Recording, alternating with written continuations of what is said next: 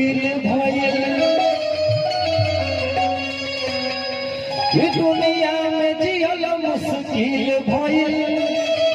अब जखम दिल के फिर भइल कि बर्बाद करके जिए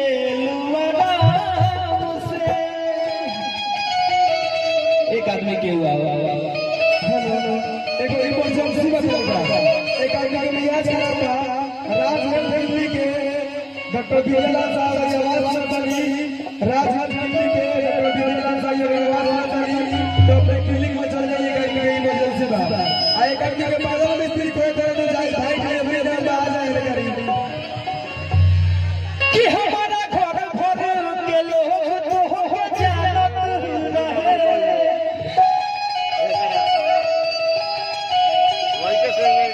हमर मम्मी पतो के मानत रहे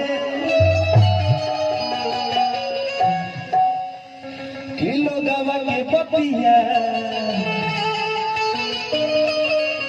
कही हल तू सही अद्भुत धोखा कबो सोचले ना रही कि चोट मरल